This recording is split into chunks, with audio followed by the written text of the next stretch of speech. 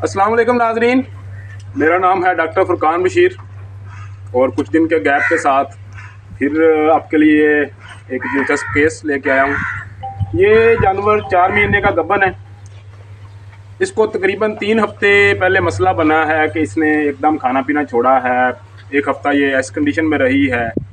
मालकान ने इलाज मालजा करवाया है। उसके बाद जानवर को ये कंडीशन डेवलप हुई है कि इसको खड़े खड़े अफारा हो गया, कुछ खाने से अफारा हो गया, कोई तेल कोई मेडिसिन अफारा उतारने के लिए इस्तेमाल की है, उतर गया, लेकिन मसला दिन ब दिन बढ़ता जा रहा है। सस्पेक्ट किया गया है इसको फॉरेन बॉडी के लिए कि इसने कोई लोहे की चीज़ खाई है। और मैं आपको याद करवाता चलूँ कि बार बार अफारा होना, रिकरेंट टिम्पनी सबसे बड़ी इंडिकेशन होती है लोहे की। और लोहा कहाँ पे? ख़ास इस लोकेशन पे, ये वाला हिस्सा, क्योंकि ये हिस्सा है र्यूमन का। जो जानवर के 4 मैदे हैं उनमें से सबसे बड़ा हिस्सा र्यूमन, जिसे हम ओजर कहते हैं, वो यहाँ पे होता है। बाकी पतोजड़ी और दूसरे जो हिस्से होते हैं वो यहाँ पे और यहाँ पे होते हैं। इसका टेम्परेचर नॉर्मल है, चेक किया मैंने, टेम्परेचर नॉर्मल था। इसको फॉरेन बॉडी डिटेक्टर से हमने चेक किया है, तो ये हमारे पास स्पेशलाइज्ड फॉरेन बॉडी डिटेक्टर है जो ख़ास जानवरों के इस्तेमाल के लिए बना है। बहुत सारे लोग मुझसे पूछते हैं कि आप किस चीज़ से चेक करते हैं, तो ये स्पेशलाइज्ड है सिर्फ इसी काम के लिए, इसके साथ चेक किया है। बाकी जब आपको इसका इस्तेमाल आ जाए तो आप इसके साथ और भी बहुत सारी चीज़ें जज कर सकते हैं, सिर्फ डिटेक्शन के अलावा भी। तो इसको मैंने चेक किया, जब आप दिखा सकें कि ये देखें, इस लोकेशन पे आके फुल रीडिंग आ रही है, फुल 30 पे, और स्टेबल रीडिंग है।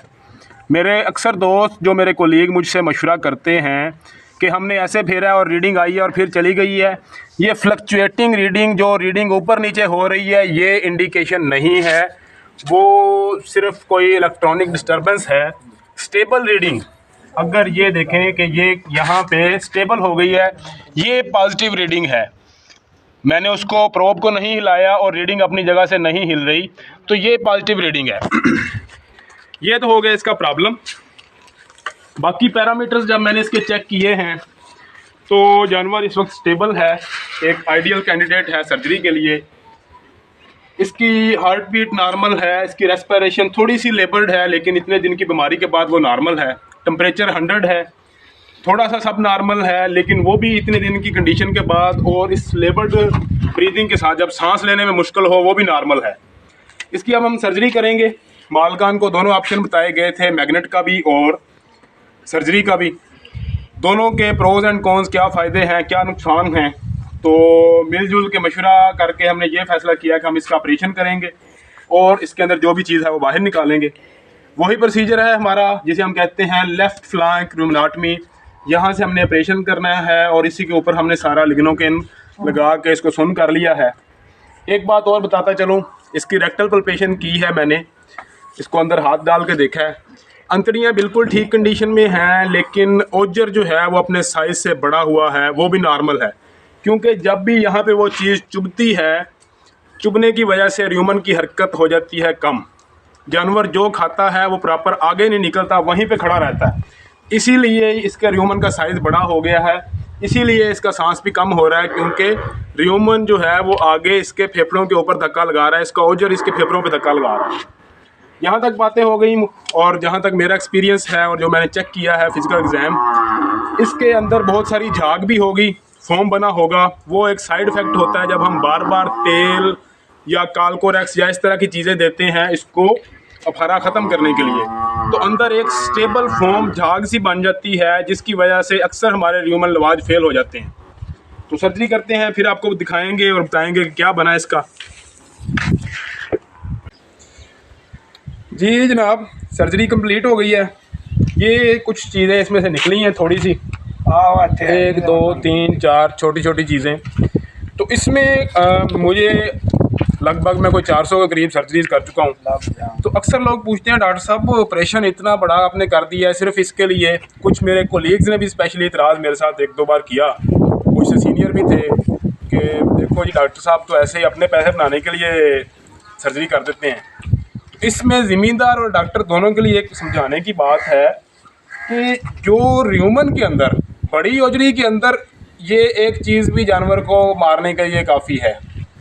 ये कुदरत का निज़ाम है कि ये एक छोटा सा कील पतरी जो इतनी ज़्यादा चुभने वाली भी नहीं है, ये देखें मैंने इसको पकड़ा है, ये ज़्यादा चुभती भी नहीं है, लेकिन ये सिस्टम इस तरह का है, ये हल्की सी भी साथ टच होगी, ह्यूमन की मूवमेंट ख़त्म हो जाएगी, ओजर की हरकत बंद हो गई, जानवर ना जगाली प्रॉपर कर सका, ना गोबर निकाल सका, ना गैस निकाल सका। यही चीज़ें अगर इसके रेटिकुलम में पड़ी होती, इसको पता ही नहीं था चलना कि मेरे अंदर कोई चीज़ है, क्योंकि ये दूसरी ओजरी जो होती है उसका हम पढ़ते ही नाम है कि ये natural graveyard of foreign bodies. ये एक बात बताने वाली थी, ये तो हो गई कंप्लीट, हमने कर दिया स्टिचिंग। ऊपर वाले टांके 15 दिन के बाद खुलेंगे, अंदर वाले टांके अंदर गाल जाएंगे। इसके ऊपर अभी मेरा जो फेवरेट है तरीका कि इसको ऊपर चादर डाल दें और बांध दें और बस इसको सुबह शाम सिपरेट से साफ़ कर दें। एक छोटी सी पेचीदगी थी, जानवर के पेट में रेशा बना हुआ था, पेरिटोनियल फ्लूइड जो है, जिसे हम आम तौर पे कहते हैं कि पेट का पानी सूख गया है, तो वो रेशा बना हुआ है, वो मालकान को भी दिखाया है, लेकिन वो मेडिसिन के साथ, दवाइयों के साथ मैनेज हो जाएगा। और उसमें सबसे एक इम्पोर्टेंट फैक्टर होगा, जो सबसे अहम चीज़, कि इसको कोई 8-10 दिन हम रोज़ा रखवाएंगे, इसकी खुराक कम करेंगे, ताकि ह्यूमन जो है ओजर वो बहुत ज़्यादा फूले ना, पेट की दीवार से दूर रहे, पेट का पानी वापस अपनी जगह पे बहाल हो जाए, तो ये जानवर इंशाल्लाह सेहतमंद हो जाएगा। फिर इंशाल्लाह मेरा इरादा है कि इसका फ़ीडबैक भी आपको दिखाऊंगा। फिर मिलेंगे किसी अच्छी इन्फॉर्मेशन के साथ, तब तक के लिए अल्लाह हाफ़िज़।